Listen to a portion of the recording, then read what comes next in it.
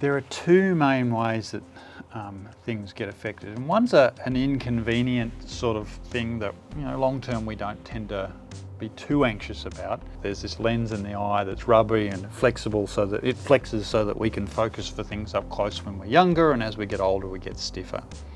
Well, that lens is actually living, you know, fairly not very active, but living tissue. And so when our sugars change a lot, that lens can dehydrate or swell a little bit and therefore change our focus. So we might go from being a bit long-sighted to very short-sighted, or short-sighted to more short-sighted, or long-sighted to more long-sighted, depending on how that happens. And so people can find that sometimes over a few days or over a period of time as their sugars get worse, their vision changes. I've had one or two cases where people had quite blurry eyes and their sugars changed so much, and they were just lucky that the way the sugar changed the lens, they actually felt like their vision got better. That's uncommon, but occasionally that happens. So that's the short-term stuff. Once we get the sugars under control, the lens will get back to normal and the focus won't change as much. And however, the one that we're really worried about is where effectively the little fine blood vessels in the eye, and they're really, really fine little ones at the back to help provide, you know, nutrients to our retina so that we can see and detect the light. Those little fine blood vessels start to get really fragile when our sugar levels are high and they're changing a lot.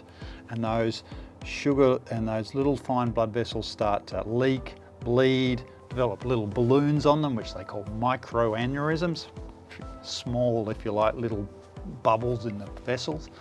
And so effectively I often like to talk about this to visualize it.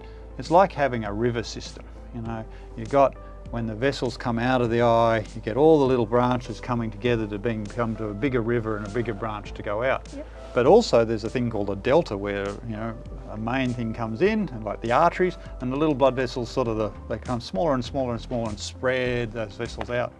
If you start having lots of spots where little blood vessels have actually leaked, bled, stopped having blood flow through them, so you end up with areas in the retina which you effectively are being, if you like, flooded for long periods of time with extra blood and nutrients that they shouldn't have, or other areas are being starved and in drought.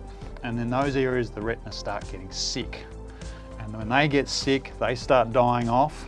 And when they die off, they send out nasty little chemical things, and it makes the surrounding neighbourhood or surrounding tissue start to get more sick, and so it spreads. And so we can start to kill off bits of our retina because of all of this lack of blood flow and too much nutrients and inflammation going on. And it's really a nasty sort of condition and can lead to, unfortunately, complete blindness in some people's case. But the great news is that it's treatable and preventable. The best treatment, obviously, is not getting it to happen in the first place.